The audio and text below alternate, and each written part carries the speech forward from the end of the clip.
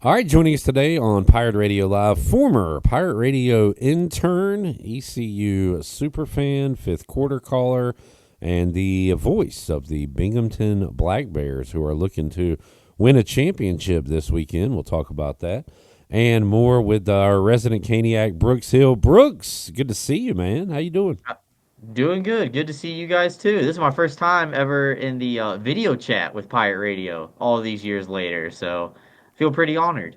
We're moving up in the world, and yeah, we are calling you quite a bit these days. I had to get you on for an emergency session today after the Canes win in overtime last night against the Washington Capitals to take game one of the series on the road. And Brooks, man, watching that first period, all I could think about was because I'm not a huge hockey guy, I'm super into it come playoff time, but like baseball when you get a lot of runners on and you don't score, or like football when you're dominating but settling for field goals. It just felt like the Caps were going to get a cheap one after the Canes just completely dominated that first period. They end up going up 1-0, but Canes respond, end up winning the game. But as a guy who calls hockey, a huge fan, do you come away with a kind of a sick feeling when you dominate but don't score like that in the first period? Um, I think if that would have been a home game, I think you're a little bit more uneasy. Anytime you're tied or better on the road, especially in the postseason, I think that's a moral victory in itself. So I don't think that they were disappointed in at all, really, with the way that they played after 20 minutes. Now, after 40, I think it's a little bit of a different question. Yeah, Washington does get the goal. Goss Despair loses a 50-50 battle right at the offensive blue line. And in hockey, we like to say that is the one spot on the ice where you cannot afford to turn the puck over is when you're in the offensive zone and you're on that blue line because that leads to a lot of odd man rushes going the other way. That's what the Caps were able to capitalize on, a 2-on-1, and Shooter wanted to go ahead and take his shot, beat Anderson to the far side. Maybe could have been saved, but you know what? Like a 2-on-1 was the only big opportunity for Washington to score last night. I thought the Canes did a great job on the PK as always, and Hurricanes kind of got a cheap one as well. Washington turns the puck over in their end, and then Stankoven's all alone in front of the net by himself. yeah. And Brooks talked about this with Wade Minter earlier this week and yourself last time we chatted.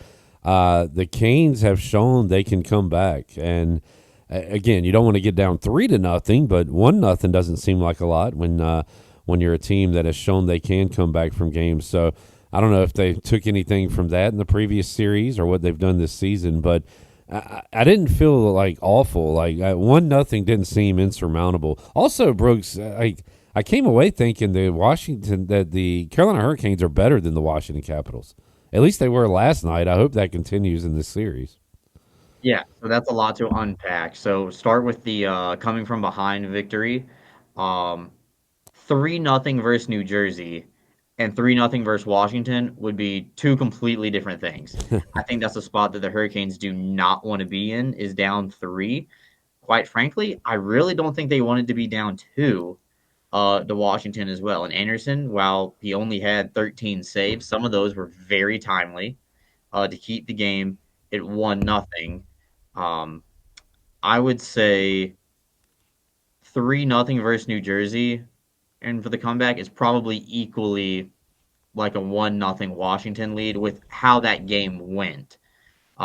With Carolina dominating the shots on goal, Washington also eating a ton of shots as well. And those Yeah, wear on players, and maybe by games 5, 6, and 7 when we get there, people are maybe thinking twice, or they're a little bit slower to get in front of a shot where Thompson's going to have to make a save that he's not expecting to later on in the series.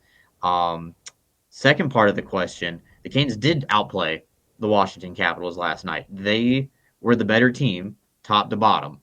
I don't think there's any argument that you can make that the Capitals were the better team last night in game one versus the Hurricanes. The Hurricanes are the betting favorites to advance out of the round before they played last night.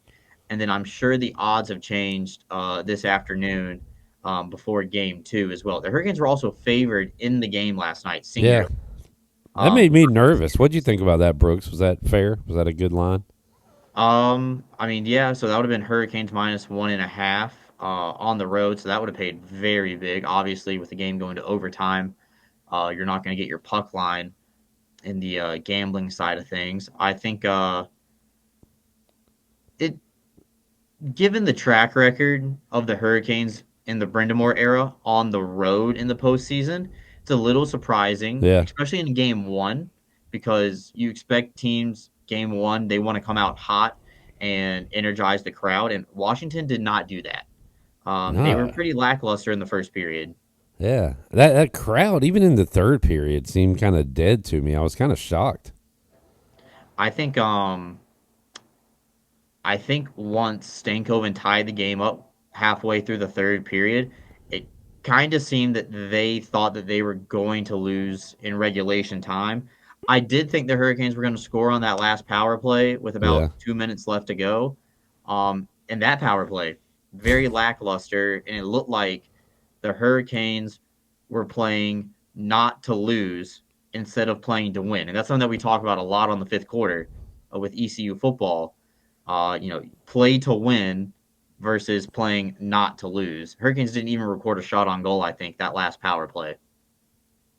Brooks Hill joining us. Just to reiterate, Brooks, you're talking about, like, when I think of hockey and guys being banged up, it's because of the checking and the physicality, man to man. Not really puck to man, but all those blocks the Capitals had last night. You're right, man. There's got to be some sore Capitals today because the Canes had, what, 30 plus shots in the first period, kind of slowed down a little bit after that, I guess. But that was the most amount of pucks going off bodies I can recall watching in a hockey game for Washington side. Yeah, so I think the Hurricanes had like 31 shot attempts. Obviously, not all 31 hit the target where the goalie had to make a save, but I believe Hurricanes finished with 93 shot attempts in that game, and the Capitals blocked 34 of those 93. Yeah. So those are guys who are getting in the way, putting their body on the line, as you would expect any team in playoff hockey to do. But this is something that a lot of people in the national media and the DC regional media knew what was going to happen coming into the series is more than likely Washington is going to get outshot every single game, and they are probably going to get outchanced every single game as well. So they're going to have to limit the actual amount of shots that Logan Thompson or Charlie Lindgren is going to have to see. As the series go on. Lindgren did make an appearance against Montreal, but never did start a game. But hopefully for the Hurricanes, they can keep that high volume of shots up. And honestly, I thought they played very good, top to bottom, all the way through game one. I need to make a list while I'm watching a game because I think of stuff to ask hockey people. Kind of a stupid questions with Clip Rock, but saw some sticks get broken last night. One on an Ovechkin shot attempt. How many sticks does each guy have? Brooks, do you know the answer to that?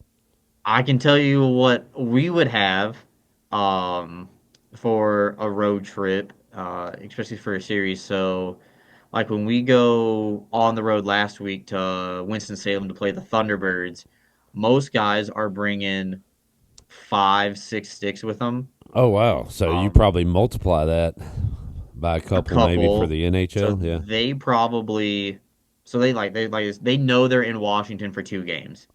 So they have a practice, 2 games, maybe an optional morning skate. So I wouldn't be surprised if Sebastian Aho has 8 sticks with him for this 2 game set. And those are And his then sticks. It's not. It's like a baseball bat, right? Like he's not going to use a slaving stick if his gets yeah, broken. correct. Yeah. So here I'll hold up a pen real quick if I can get it in the camera. There we go. So some players like to have the bend in their stick near the blade. Some people like to have it in the middle. and some player like baseball bats. Yeah. Um, People play with different weights or like different stiffness, or we call it in hockey flex. So like Aho will play with a 75 flex, and then you have some defensemen, probably like Brett Burns, who will play with a 105. Dude, we are in the weeds now. I like this. I know, Jared, I love it. Jared, you learning some things over there? Yeah. All of this is new information to me. Take notes, folks. We got Hurricanes playoff hockey going on, and I'm asking about stick flex. Yeah, Hockey you've 101. come a long way. I'm trying. This is a new segment too. Like Brooks is the professor, the hockey professor, helping us You out know, here. I all these years later, and if the Hurricanes don't make the playoffs in 2019 while I was interning with you guys, who knows if I ever get on air at Pirate Radio, and then 7 years later, still the resident Caniac is a pretty good feeling. Good deal. Brooks Hill joining us. Game 2 coming up on Thursday night, and then it comes to Raleigh Saturday and Monday for games 3 and 4. So, Brooks, kind of outlook on game 2. Man, just such a great feeling to win that game in overtime last night, because now you take game 2, you start to really think you can win this series. And even if you lose game 2, you're going to come home with basically home ice advantage at this point. So Kane's got to be feeling good. How about you going into game 2 tomorrow? Yeah, obviously, anytime you can win a road game in the playoffs, it's big. So the Hurricanes right now are 2-1 this postseason. They lost game 3 to New Jersey in double overtime, beat them pretty handily in game 4 with Kochetkov in the relief appearance, and then now they take game 1 against Washington. So at worst, after game 2, they're going to be 500 this year on the road in the postseason, and that's a great sign. You're always looking to split your road playoff games, especially if it's 1 and 2 or 3 or 4, and then you try to get back to Raleigh and take care of business. We know how good this team is at home inside Lenovo Center, and hopefully with the Greenville media there, in the post game scrums because it's playoff time. Hopefully they're a little bit more energized with some new faces around the locker room post game, like BB is. But it's really great that you have the opportunity to kind of get the Capitals on their heels. Obviously, they are a very good team. They finished with over 100 points for a reason. And I think they're going to be making some adjustments to their game plan because I do believe that they are thinking that they might not be able to win with less than 15 shots on goal in a playoff game. I think they're going to have to change something, maybe see a little bit of some line switching for their club. Spencer Carberry is a Coach of the Year finalist, very good, homegrown guy. He started in Double A hockey with the Capitals in South Carolina with the Stingrays, then went to Triple A Hershey, and then now is coaching with the big team. Got So to be he's a honest, guy first who, time I've ever seen that guy was last night. I was like, who's this kid on the yeah, bench? he's a homegrown talent. Love it. He pays his dues in the minor leagues, and now getting his chance with the NHL and coaching arguably the greatest NHL player of all time in Alex Ovechkin. So I expect some changes for Carolina. I think the only change will be Roslovic will probably come in for Jankowski, who did not play in the third period last night. He left with about 5 minutes left to go in the second period. So I would think that's the only change Carolina's going to make. And then they're just going to try the exact same game plan. And if they win, they're up 2-0 coming back to Raleigh. And if they lose, okay, hey, we split on the road against the top seed in the Eastern Conference. How about the other side of the bracket, Brooks? And I'm not going to ask you who you'd rather face. That feels like bad karma, bad mojo. But I do know that the Panthers, at least going into their series with Toronto, the betting favorite, I believe, to win the Stanley Cup. So, would you say the Panthers are the better team, even though they're on the road here against Toronto? I do think that Florida plays a better team game than Toronto. Now, granted, Toronto this year has shown their depth scoring capabilities, and it's not just the top 4 players. on the Maple Leafs that have been getting the offensive production. I will say that Joseph Wall, their backup netminder, is going to start in net for Toronto tonight in Game 2. So I think that's a big plus for the Panthers because Wall played the third period in Game 1, and the Panthers were able to get to him and get a couple of goals in the back of the net. They didn't win the game, but they were able to inch their way closer. So I think that the Panthers are going to split in Toronto, and then we'll see how it goes down in Florida.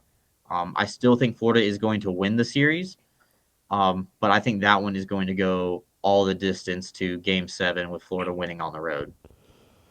All right, Brooks. And while the Canes are trying to make their way through the playoffs and hopefully another trip in the Stanley Cup final, Brooks is hoping to be calling a championship this weekend. And you're going to have multiple opportunities, Brooks, because you said that Binghamton, the Black Bears, won both on the road here in the state of North Carolina, right? In Winston-Salem. Yes, and now have 3 games at home coming up. And if they win one of those, you guys will be the champions, and you'll add another ring to your fingers there. Yeah, absolutely. So no matter what, it is going to be the championship because all 3 games will be in Binghamton, and the Thunderbirds would have to win all 3 days to get their second title in franchise history. We have the opportunity to sweep the final round. It's a best of 5, so we can take care of business on Friday night. That would be lovely because that means my weekend opens up a whole lot more to where I can watch the Hurricanes on Saturday and finally get some golf in 2025. Unfortunately, haven't been able to do a whole lot of outdoor activities yet because the weather does stay colder up here and snow likes to stick around a whole lot more, especially this year more than any other year I've been up here in New York. But hopefully our guys can take care of business Friday night. It was a 1-0 game in Game 2 that we won. Real goaltenders duel and tight checking. Looking forward to a packed out house. We've already sold out all of our allotted tickets for Friday night's game, and the place is going to be packed. It's going to be buzz and juice, just like some big games like in Minji's. Everybody tight and close to the action, and I'm looking forward to it. A lot of people have already been asking me, do I know what I'm going to say if the Black Bears are going to be able to repeat? And I felt like that put a lot of pressure on me, like the players are getting the pressure put on them to take care of business on Friday night. I don't know if Jeff Charles had his big moments and his calls prepared. I feel like they Right. were just natural and they just came right off the tongue. I feel like So, it's a kind of a Nancian, a Jim Nance thing, where he always had a quip at the end of the college basketball championship game where he'd punt it up. I feel like that's where that comes from. I think so. Now I do know how I'm going to close down the broadcast. No matter what at the end of it, because whoever wins the trophy, hopefully it's Binghamton. That will be the final broadcast of the year. So I know what I'm going to say to wrap that up. But like for the actual championship call, no idea. I feel like we're going to Grin and figure that bear out it. whenever it happens. So maybe Yeah, that one. Maybe I'll write that one down and then I'll see if that one makes the okay. final cut. Write that one down. Bear necessities. How do you like your bear? Black. Black Yeah. Bears win it. So Who's this hopefully I year's have a voice. champion? Bing it. Binghamton wins. I don't know. I'm just spitballing here, Brooks. Yeah, well, you have my number, so just text me anything you think of here between now and Friday. All right, we'll do. Who's your favorite Friends character? Chandler Bing. Binghamton. I don't know. Is Tony Kornheiser going to be there? He is not. He obviously has the open invite anytime. He's But a I do Binghamton not guy, think I believe, right? he is, and a Yeah. Canadian. So big hockey guy. Okay, He checks all Anakin. the boxes. Did not know Tony Kornheiser was Canadian. All right, Brooks, enjoyed it, man. We'll do this again during these playoffs, and I'll have more stupid questions for you next time. Do a little hockey 101. Absolutely. If you would send me a picture of like a notepad that with like the game on in the background and just be like questions for Brooks, and then I would more than happy answer them next time we talk. All right, yep, we'll do it. Brooks, good luck on the call or calls this weekend. Hopefully, like I said, you got another ring for the hand. And go Canes. We'll talk to you soon, buddy. Yeah, absolutely. See you guys soon.